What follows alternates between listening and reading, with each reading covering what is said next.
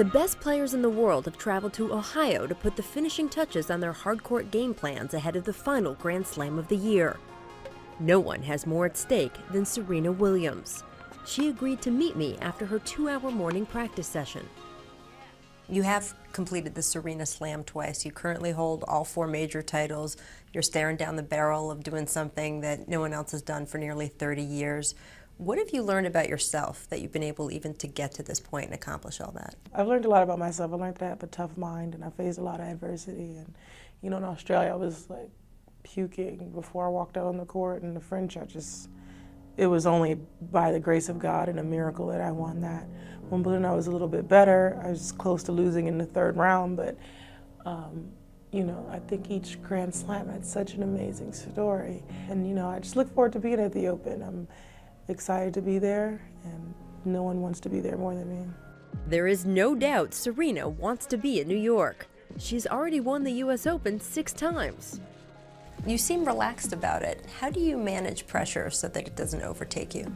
Well, you should definitely come to my practices because I'm not relaxed at all. You know, I'm just a little tired, I think, because I'm so intense on the court and I just got off the court. So, but, you know, life is really too short to lose out on things. Serena is coached by Frenchman Patrick Mourtoglou. They teamed up 3 years ago and have won 6 majors together. Honestly, I don't do so much to motivate her. She's unbelievable. She's just a champion, and I think the difference between champions and other players is this ability to always look in front of them. They never look behind. You know, I have this, that I say this all the time because it really struck me when it happened. When she won Roland Garros in 2013, after the match she said, "Oh, come with me, I want to stretch." So she started to stretch. I think most of the players that win a Grand Slam, the first idea is not to stretch, but she was stretching. And then immediately she said, "Oh, now I have to win Wimbledon," right after. So she already forgot that she won Roland Garros. Serena is one of several female athletes and coaches who've made headlines this summer in the United States. What effect do you think this Summer of the American Female Athlete, as a lot of people are calling it, is going to have going forward? I think it's going to have a great effect. You know, I get chill bumps, like literally thinking about all the stuff that, you know, the women are doing in sports, like being assistant coaching and of the NFL, the woman coach. I think it's just amazing. So, you know, I think that we as women are on the rise, and we can prove that we can do a lot more and be involved in these major sports. I mean, do you think that it can have a ripple effect outside of sports too? I think it can have a ripple effect. I think there is a lot of stuff outside of sports, a lot of women CEOs that I look up to, and a lot of women that are really empowering and that are doing really well. Your sister Venus has been diagnosed with Sjogren's syndrome, which is a condition that causes your immune system to attack itself. Yeah, it hasn't been easy.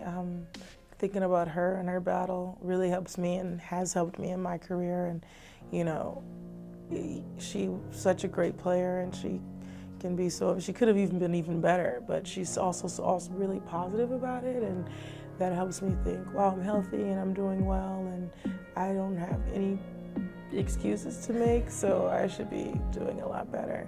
And so that really has been able to help me with my journey. Inspired by her older sister's health challenges, Serena has enrolled in pre-med classes. Most professional tennis players, especially ones who are multiple Grand Slam champions, are not also pre-med students on the side. How are you managing all of this? I like education, and I don't like to sit still, and I don't like any free time, and I like to keep going, and I realize that that's just the craziness that I have, and that's just who I am. You use social media for fun stuff too. You recently sent out something of you doing karaoke. Diamonds are a girl's best friend. A kiss on the hand, baby, quite continental, but diamonds are a girl's best friend. Excellent rendition, by the way. How much is karaoke a part of your soul and your life? I'm kind of ridiculous with karaoke. I like to sing a lot, so I'm not a good singer at all by any means, but we always have a lot of fun, so yeah. If you win the US Open? You can find me somewhere, any city at a karaoke bar. Really? Yeah.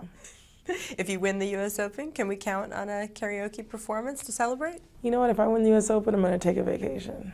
I'm just gonna take a deep breath and disappear. Hopefully, that'll be what I'll be doing.